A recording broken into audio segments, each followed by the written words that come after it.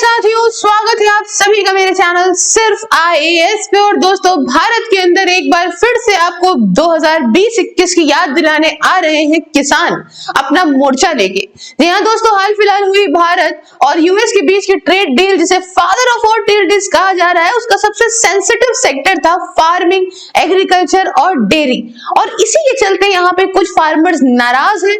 Political parties जो opposition में है वो भी काफी क्रिटिसाइज कर रही है।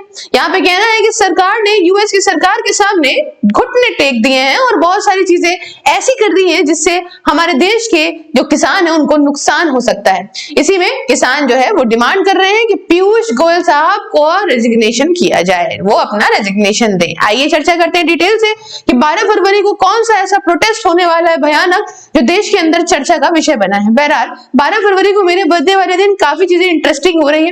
कहीं बांग्लादेश में इंटरेस्टेड, कहीं बांग्लादेश में इलेक्शन और कहीं जो है देश के अंदर प्रोटेस्ट। एनीवेज, आप देख सकते हो, farmer outfit slam India US trade deal, called for nationwide protest on 12 फरवरी। हर तरफ आप देख रहे हो, सिर्फ इनका ही प्रोटेस्ट नहीं बल्कि उस दिन नेशन वाइड जनरल स्ट्राइक भी करी जा रही वर्कर्स के द्वारा। तो भाई साहब, ये मिल जाएगी प्रोटेस्ट के साथ तो हम मिल बैठेंगे दो यार, एक तरफ किसान एक तरफ वर्कर, तो देश के अंदर अच्छा खासा माहौल बन जाएगा। आप देख सकते हो, farmer outfit slam India US trade deal as total surrender to America, call for nationwide protest. तो आप देख सकते हो इस तरफ चीजें हैं। तो हो क्या रहा है पहले समझिएगा।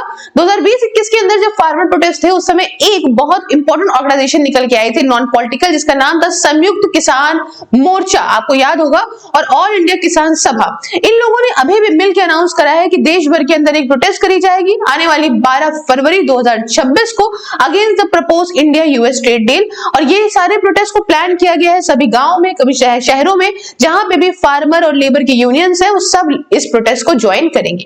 कौन इन्वॉल्व है? कुछ तरीके की ऑर्गेनाइजेशन है, जैसे कि संयुक्त किसान मोर्चा, एक पूरी अम्ब्रेला बॉडी है, मल्टीपल यूनियन इसके अंदर आती है और ये कोऑर्डिनेट हो आपस में फार्मर मूवमेंट्स को पहले भी कर चुकी है, जैसे मैंने आपको बताया। और ये प्रोटेस्ट की कॉर्ड को जो प्रोटेस्ट करवाया जा रहा है उसको पूरी तरह से लीड भी यही कर रही है। दूसरे नंबर पे है ऑल इंडिया किसान सभा, जो कि एक इंपॉर्टेंट फार्मर्स की ऑर्गेनाइजेशन है, लॉन्ग स्टैंडिंग हिस्ट्री रही है इसकी इस एग्रीगेरियन मूवमेंट्स में पास्ट के अंदर भी।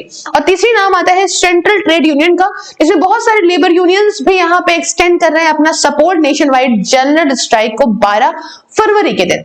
अब कहानी आती है क्यों आखिरकार प्रोटेस्ट किया जा रहा है फार्मर्स के द्वारा। जैसे कि मैंने आपको बताया कि फार्मर्स का कहना है कि इंट्रीम जो इस समय की इंडिया यूएस के ट्रेड एग्रीमेंट फ्रेमवर्क है वो एग्रीकल्चर के लिए बहुत बड़ा खतरा है। पूरी तरीके से सरकार ने यूएस के सामने सरेंडर कर दिया है और एग्रीकल्चर का जो यूएस का जो एग्रीकल्चर अलाउ करा गया है, जो प्रोसेस फूड अलाउ करे गए हैं, जो मैं आपको बताऊंगी कि सरकार ने क्या क्या किया है, soybean oil, animal feed, gains जैसे, वो सब इंडियन मार्केट के अंदर आ रहे हैं, बहुत ही फ्रीली आएंगे, जिससे छोटे फार्मरों को बड़ा नुकसान होगा इनकी सस्ती चीजों की वजह से। और सही यहाँ पे जो कॉमर्स मिनिस्टर है पीयूष गोयल साहब, उन पे इल्जाम लगाया है कि भाई आपका सब कुछ करा धरा है, आपने फार्मर्स के साथ धोखा करा है, तो आपको यहाँ पे रेजिग्नेशन देना पड़ेगा। ठीक है, फिलहाल आप समझिए कि कहानी है क्या। दोस्तों, इंडिया ने अग्री करा है, मैंने आपको पूरी तरीके से इंडिया और यूएस की ट्रेड डील जब आपको समझाई थी, 18% टैरिफ घट के हो गए थे 50% से। साथ ही साथ भारत ने यहां कहा था कि हम अपने यहां पे एग्रीकल्चर मार्केट में कुछ तो हम रेड लाइन एकदम घोषित करते हैं, वहां पे बिल्कुल भी हम अलाउ नहीं करेंगे यूएस से किसी तरह से प्रोडक्ट को जिसमें वीट, राइस वगैरह आता है।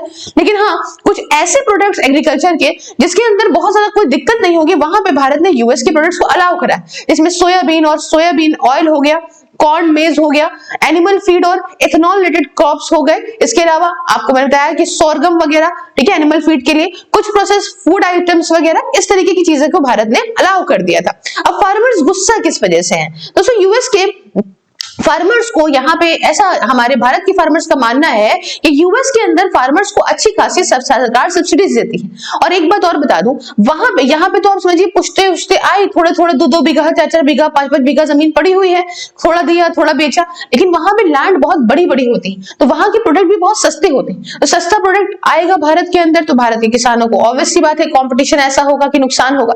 दूसरा उनका कहना है कि भाई भारत के जो स्मॉल फार्मर्स है वो उनके प्राइस के बेसिस पे कम्पीट कर ही ही नहीं पाएंगे, क्योंकि छोटे लेवल पे जब आप कोई काम करते हो तो उसकी कॉस्टिंग बहुत ज्यादा आ जाती है। तो ज्यादा कॉस्टिंग आने की वजह से और वहां का आया हुआ सस्ता प्रोडक्ट जब आएगा मार्केट के अंदर भारत की, तो यहाँ छोटे किसान सब मर जाएंगे। फार्मर्स का ये डर है कि भारत के अंदर मंडी में प्राइस क्रैश देखने को मिल सकता है। इसके अलावा इनको ये भी डर है कि कॉर्पोरेट कंट्रोल किया जा सकता है, कॉन्ट्रैक्ट फार्मिंग। आपको मैं बहुत सारा चीजें बता दूं कि जैसे कि कोई बड़ी बड़ी कंपनीज होती हैं, वो सारी कुछ एक कॉन्ट्रैक्ट फार्मिंग कर लेती हैं, ठीक है। तो ऐसे केसेस में ऐसा माना जा रहा है कि फार्मर्स का कहना है कि हालांकि फार्मिंग जो लॉज आए थे वो रिपील कर दिए गए थे इंडिया के अंदर, अभी आप जानते हो प्रोटेस्ट के बाद में, लेकिन तब भी इस ट्रेड एग्रीमेंट के माध्यम से उसे वापस लाया जा रहा है और बड़ी बड़ी यूएस की कंपनीज ये सब कुछ जायंट कंपनीज कैप्चर कर लेंगी, जिसमें छोटा किसान मारा जाएगा।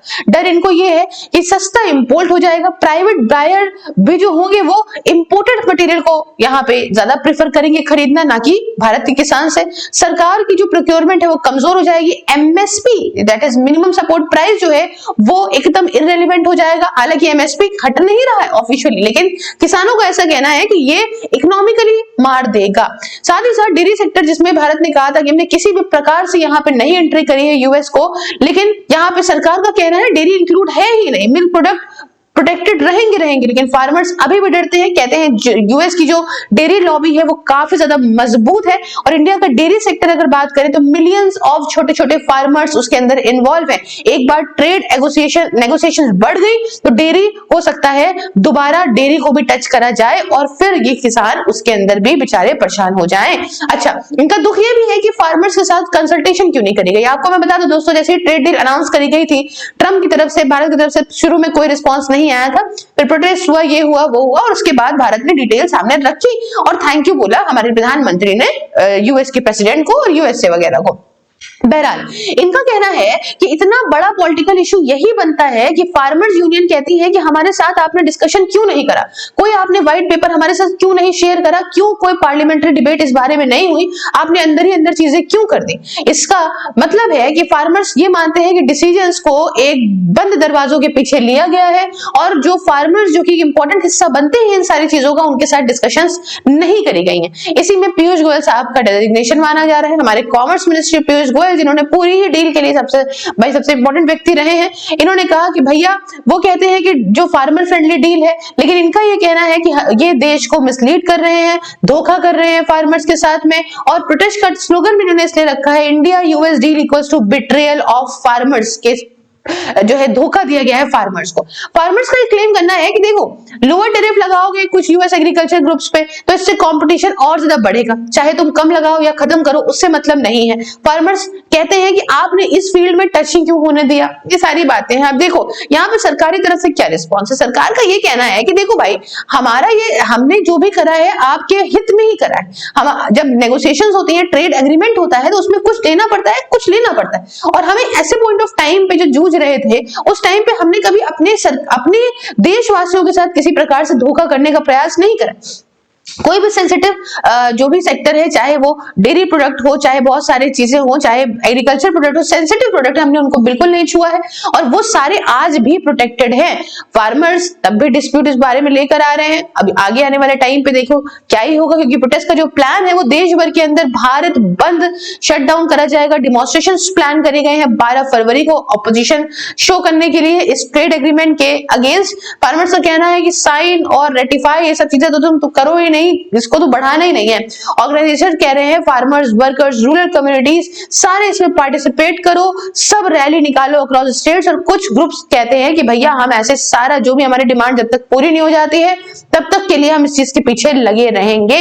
साथ ही साथ हो सकता है कि उस समय पुतले जलाए जाएं प्रधानमंत्री नरेंद्र मोदी जी के, पीयूष गोयल जी के, हो सकता है डोनाल्ड ट्रंप वगैरह के भी पुतले जलाए जाएं। इस सभी तरीके से यहाँ पे कहा जाए उस दिन के लिए प्रोटेस्ट ऑर्गेनाइज करी जा रही है।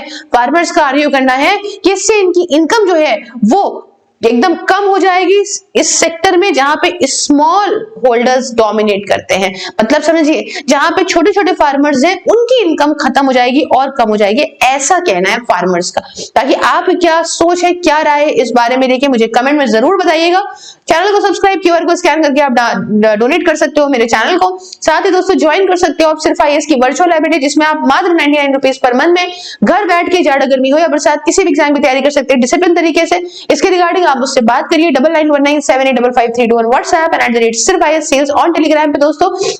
बाकी किसी भी प्रकार की इन्वेस्टमेंट, SIPs, लाइफ इंश्योरेंस या एक्सीडेंटल इंश्योरेंस पे 20% तक का प्रीमियम पे डिस्काउंट पाने के लिए इस कॉन्टैक्ट नंबर पे बात करिए और मेरा कोड सिर्फ IAS बताने पे आपको ये डिस्काउंट मिल जाएगा। बाकी सभी सोशल मीडिया के लिंक डिस्क्रिप्शन में है। चैनल पे नए हो तो हर जगह पे फॉलो करो और साथ ही साथ ज्वाइन करो मेरी मेंबरशिप को फॉर डिफरेंट पर्क्स। मिलती हूँ नेक्स्ट वीडियो में किसी नए और इंटरेस्टिंग टॉपिक के साथ। तब तक के लिए दोस्तों जय हिंद, जय भारत।